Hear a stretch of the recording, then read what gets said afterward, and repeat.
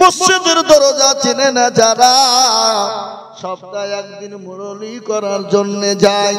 আপনাদের দেশের কথা বলছি, এলাকার কথা বলছি না, আমাদের দেশের কথা বলছি, মুর্শিদাবাদ। বাইচান আপনাদের দেশে বলি বলি বাড়ি যেতে পারবো আমি? বাড়িকে কি বুঝেন আপনারা বলুন?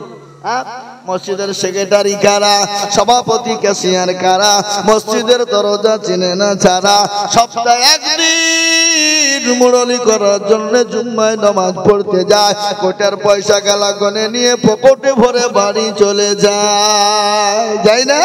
কথা কর না। আবার এমনও সেক্রেটারি মসজিদের আছে, মসজিদের টাকা দিয়ে লটারি কাটে। আপনাদেরকে লটারি ফটারি নাই নাকি বুঝছেন আপনারা বলুন?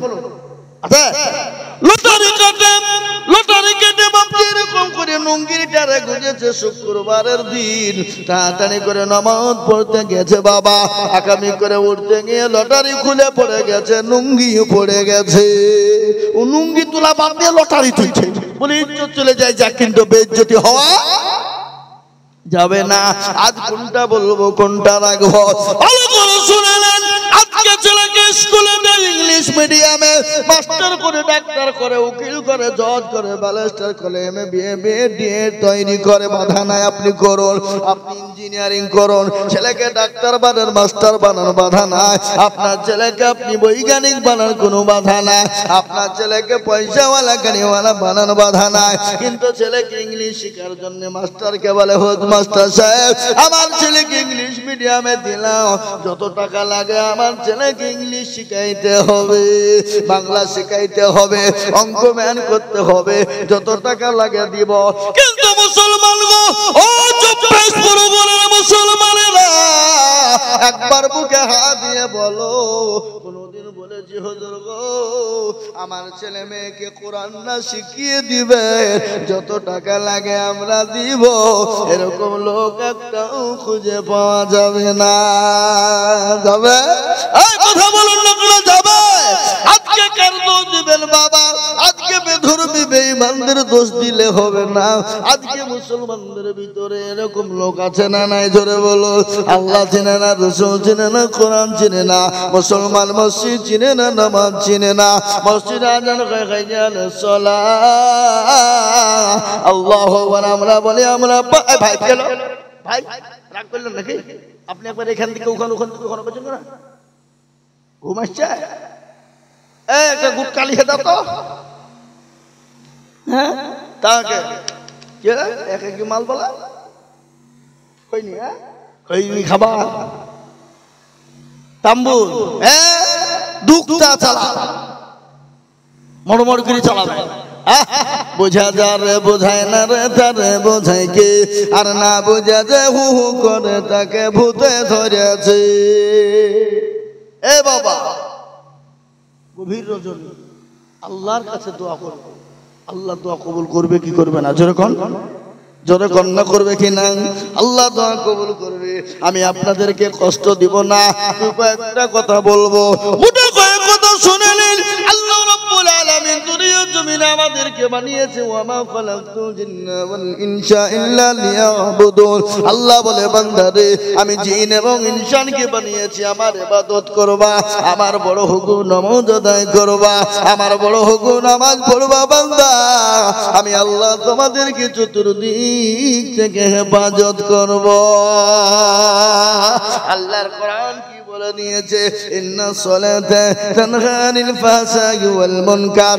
একমাত্র মানুষকে খারাপ অন্যায় রাহাজানি অত্যাচার জুলুম বাটপারি চিটারি থেকে বাঁচাতে পারে, সেটা হলো নামাজ। পারে না? পারে না নামাজ? কিন্তু শুনেন, বিশ্ব নবী জনাবে মুহাম্মদুর রাসূলুল্লাহ দুনিয়া থেকে যেদিন বিদায় হয়ে যাবে, মৃত্যু শয্যায় সজ্জিত, প্রচন্ড মাথায় যন্ত্রণা, মা আয়েশা রাদিয়াল্লাহু তাআলা আনহার উপর মাথা দিয়ে শোয়া। আল্লাহর নবী বলেন, আয়েশা গো বলো আয়েশা এটা কোন টাইম? বলে ইয়া রাসূলুল্লাহ এটা হলো আসরের টাইম। নবী বলেন আয়েশা আমার মাথাটা মসজিদে নববীর দিকে উঠিয়ে দাও। নবীর মাথাটা মসজিদে নববীর দিকে তুলে দেওয়া হলো। আল্লাহ নবী মসজিদে নববীর দিকে লক্ষ্য করে দেখলেন, আল্লাহ নবী বলেন আয়েশা মাথাটা নিচু করে দাও। বিশ্ব নবীর মাথাটা নিচু হয়ে গেল। আল্লাহ নবীর দুই চোখের কোণে দিয়ে পানি ঝরঝর ঝরঝর করে ঝরে যায়। আল্লাহ নবীর নবী গো, আমার প্রাণের স্বামী বলুন আপনার চোখে পানি একটু দয়া করে বলবেন। আল্লাহ নবী বলেন আয়েশা এ পানিটা আমার দুঃখের পানি নয়, এ পানিটা হলো সুখে। বলে নবী গো চোখের পানি আবার সুখের হয় নাকি? বলে আয়েশা রে কখনো কখনো সুখের হয়ে যায়। বলে নবী গো একটু দয়া করে বলবেন। আল্লাহ নবী বলেন আয়েশা আমি নবী দুনিয়া থেকে চলে যাব, কিন্তু আমার উম্মতি তারা কিয়ামত পর্যন্ত নামাজ আদায় করবে। কিন্তু যে মুসলমান নামাজ পড়ে না, ভালো করে শুনলেন নামাজীদের জন্য মৃত্যু কেমন ভাবে হবে, আল্লাহওয়ালা নামাজীদের মৃত্যু কিভাবে হবে শুনলেন। আল্লাহ নবী যখন দুনিয়া থেকে বিদায় হয়ে চলে যাবে, আল্লাহু আকবার, জিবরিল আলাইহিস সালাম এসে নবীকে বললেন আসসালামু আলাইকা ইয়া রাসূলুল্লাহ। নবী গো আপনি কেমন আছেন? বলে আমি মোটেও ভালো না। আবার বললেন ইয়া রাসূলুল্লাহ আপনি কেমন আছেন? বলে আমি ভালো না। বলে ইয়া রাসূলুল্লাহ আপনি কেমন আছেন? বলে আমি ভালো না। বলে ইয়া রাসূলুল্লাহ আজ আপনার কাছে একজন নতুন ফেরেশতা এনেছি, যে ফেরেশতা কারো কাছে কোনোদিন অনুমতি নেয় না। কিন্তু নবী গো আপনি যদি অনুমতি দেন আপনার কাছে আসবে, আর আপনি যদি অনুমতি না দেন চলে যাবে।